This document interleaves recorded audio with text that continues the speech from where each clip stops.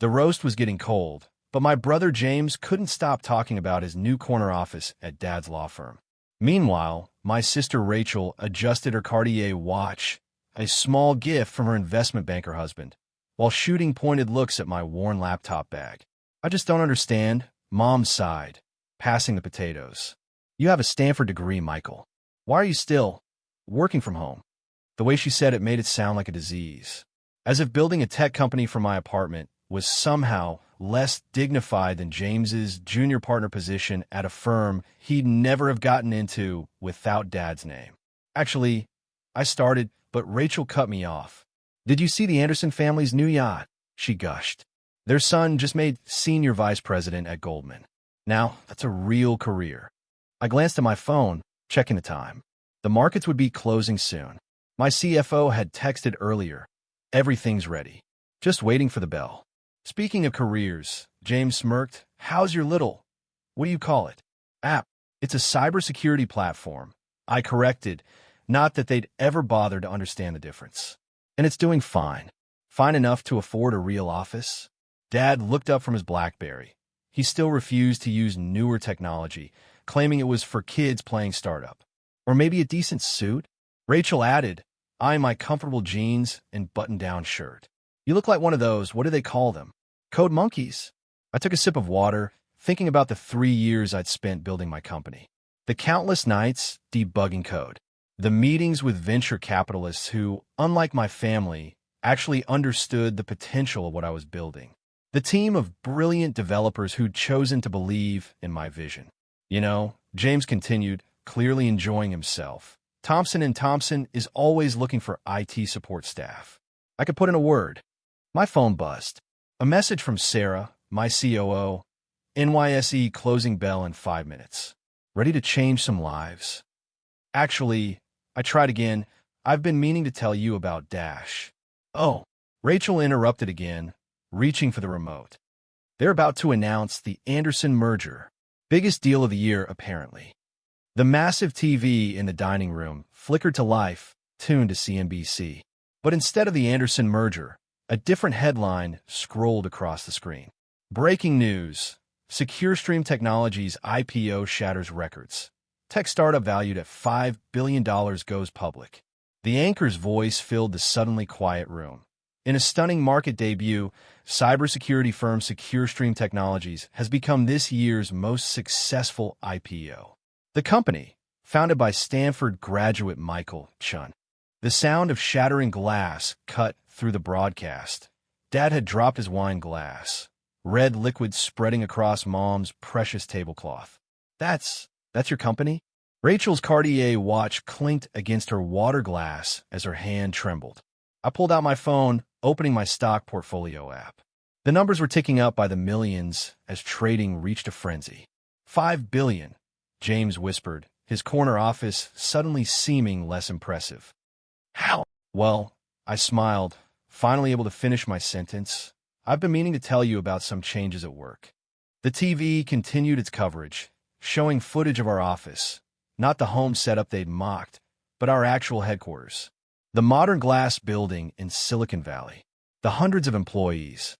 The cutting-edge technology we'd developed. SecureStream's revolutionary approach to cybersecurity has attracted major clients, including Fortune 500 companies and government agencies. The anchor continued. CEO Michael Chun, whose stake in the company is now worth approximately $2.1 billion. Mom's fork clattered against her plate. "Billion? With a B?" "Yes," I said quietly, watching the stock price climb higher. "That little app you've been mocking?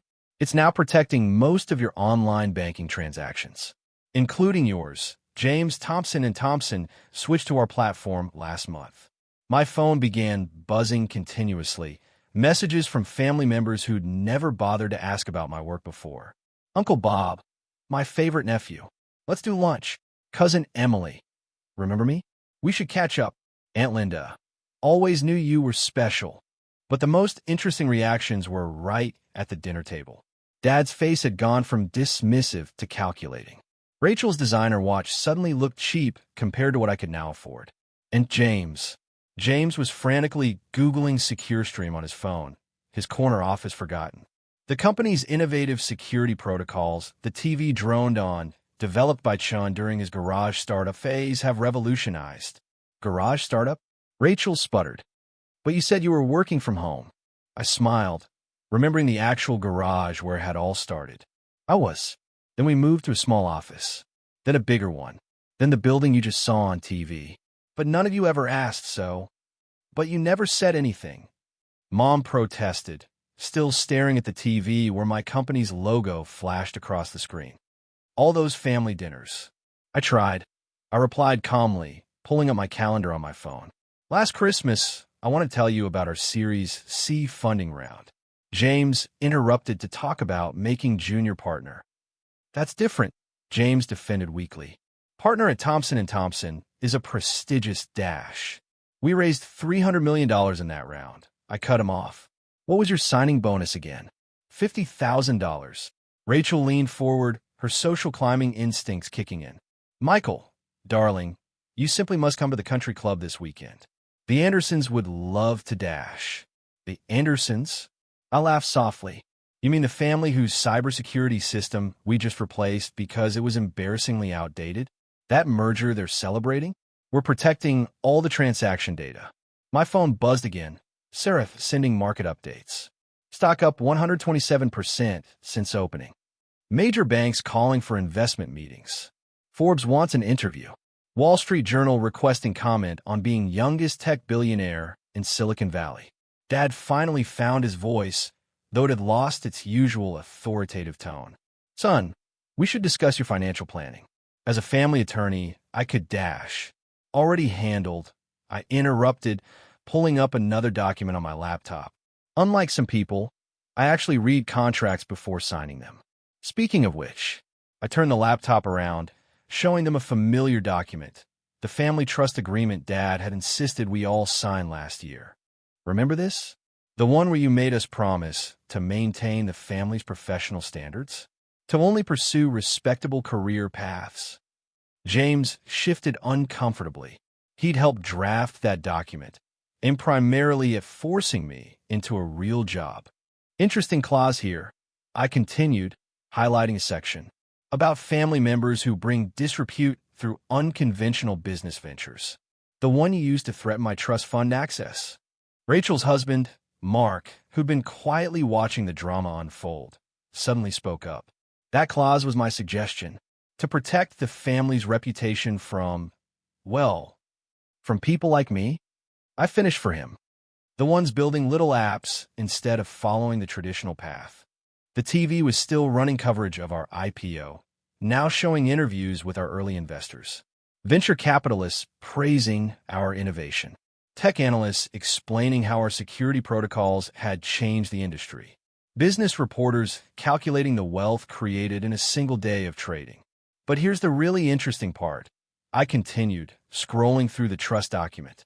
The clause about family members having a fiduciary duty to share business opportunities? The one you insisted on adding, James? My brother's face went pale. He knew where this was going. Turns out, I smiled, when you're a lawyer drafting clauses to control your siblings, you should probably specify which direction that duty flows. I pulled up another document, the official notice my lawyers had filed that morning. Pursuant to Family Trust Agreement Section 7.3, all trust beneficiaries are hereby notified of the business opportunity presented by SecureStream Technologies IPO. As per the Family First provision, you had right of first refusal on investment opportunities. However, as no response was received to the 17 separate attempts to discuss the company's progress over the past 3 years, this right has been deemed waived. 17 attempts? Mom whispered. Every family dinner. Every holiday. Every time you interrupted me to talk about James's law firm or Rachel's country club connections. I started listing them off. Thanksgiving 2021. Try to discuss our first patent approval. Rachel talked over me about the Andersons ski chalet. Christmas 2021. Attempted to share news about our government contracts. James mocked my hobby business. Easter 2022. Had term sheets to show potential investment opportunity. Dad insisted on discussing Mark's promotion instead. The room fell silent, except for the TV's continuing coverage of our market triumph. My phone kept buzzing with congratulatory messages and press requests, each notification making my family wince. So now, I close my laptop. According to the very agreement you created to control my career choices, you've legally waived your rights to any preferential investment opportunity in what is now a $5 billion company. The silence in the dining room was deafening, broken only by the continuous market update from the TV and the incessant buzzing of my phone. My family sat frozen, the magnitude of their oversight finally sinking in. But we're family, Rachel stammered, her designer outfit suddenly seeming like a cheap costume. Surely you'll give us another chance to invest. I pulled up the company's current stock chart on my laptop. Current share price, $287 and climbing. Early investors got in at $2. That opportunity. I closed the laptop with a decisive click. That ship has sailed. Now see here, Dad started, attempting to regain his patriarchal authority. As your father and a senior partner at Dash, at a law firm that now depends on our security protocols? I interrupted. Interesting timing. Our renewal rates are going up next quarter. Significantly. James nearly choked on his wine. You wouldn't. No, I wouldn't, I agreed.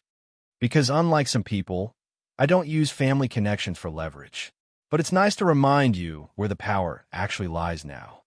My phone buzzed again, this time with a message that made me smile. Sir, the Anderson merger data migration has failed their security audit. Their current system is critically vulnerable. They're requesting an emergency meeting. I show the message to Rachel, whose social climbing dreams centered around the Anderson family. Looks like your country club friends might need my help. Should I mention you mocked our platform as a little app? The blood drained from her face as she realized how quickly her carefully cultivated social connections could unravel. Now, I continued, standing up, I have a company to run. But before I go, let's address the elephant in the room. Your sudden interest in my unconventional career choice. I pulled out a stack of envelopes, dropping them on the dinner table. Mom, 7 missed calls today. Let me guess, you want to discuss that charity board position you've been chasing. Dad, 3 voicemails about family financial planning. Coincidentally, after our IPO made headlines. James, 15 LinkedIn requests from your law firm colleagues. Funny how they all discovered our connection at the same time. Rachel, 38 text messages to mutual friends asking for my new contact information. The same friends you told I was wasting my potential last month. The envelopes contained printed copies of every dismissive email, every mocking text, every condescending comment they'd made about my career choices over the past 3 years. All meticulously documented, all coming back to haunt them. But here's the best part. I pulled out one final document, tomorrow's press release. SecureStream Technologies announces $100 million innovation grant. Their eyes widened as I read. Focused on supporting unconventional entrepreneurs from unsupportive backgrounds, the grant specifically targets individuals whose families discourage their tech aspirations. Preference given to applicants who were told to get a real job or stop playing with computers. You're mocking us, James accused. No, I corrected. I'm helping others who faced what I faced.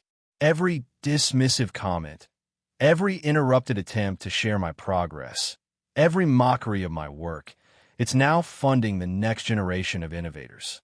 The TV chose that moment to show our company's mission statement: security through innovation, success through perseverance. That's my real legacy. I gestured to the screen. Not the family name you were so worried about protecting, but actual innovation that changes lives. Mom tried one last time. Darling, surely we can discuss this as a family. Family, I laughed. Like how you discussed my career choices. Or how about when you excluded me from the family Christmas card because I didn't have a proper office job to brag about? I pulled up my calendar again. I have back-to-back meetings with Fortune 500 CEOs tomorrow. People who actually understand what we've built. People who didn't mock us as code monkeys or dismiss us as playing startup. Standing up, I gather my laptop bag, the same one they'd ridiculed earlier. The roast was lovely, Mom. Though next time, you might want to pay more attention to your children than your table settings. Next time, Rachel asked hopefully. Figure of speech, I smiled. My next family dinner is with my team. The people who believed in us when you didn't. We're celebrating at that new restaurant the Andersons couldn't get into. Turns out being a tech billionaire opened some interesting doors. As if on cue, my phone buzzed with another message. Anderson merger officially delayed due to security concerns. Their stock dropping. I showed it to Rachel, whose social aspirations were visibly crumbling. Might want to cancel that country club lunch date. They'll be a bit preoccupied. Walking to the door, I turned back one last time. Oh, and James? About that IT support position you offered? We're actually hiring. Entry level, of course. The pay's not much, only about triple what you make as junior partner. Feel free to apply online like everyone else. The last thing I saw as I left was their shocked faces reflected in the TV screen, still showing Secure Stream's soaring stock price. My phone continued buzzing with their desperate messages, but I had more important things to focus on. Tomorrow's headlines would announce our innovation grant, telling the story of how family skepticism fueled tech revolution. Their social circles would dissect every detail of our success, contrasting it with their dismissive treatment. And their carefully maintained facade of superior career choices would crumble in the face of billion-dollar reality. But the best revenge wasn't in their humiliation or my vindication. It was in the knowledge that somewhere another innovator facing family skepticism would get our grant notification and think, maybe I'm not wasting my potential after all. Because sometimes success isn't about proving others wrong. It's about proving yourself right. And sometimes the best response to get a real job is to create hundreds of them. As I drove away from my parents' house in my deceptively modest Tesla, another detail they'd missed, assuming it was some electric car, I received one final message. Not from my family, but from our PR team. Breaking. Secure Stream named Most Innovative Company of the Year. Your family dinner photo just went viral, the one where they called you a failure last Christmas. Social media is having a field day.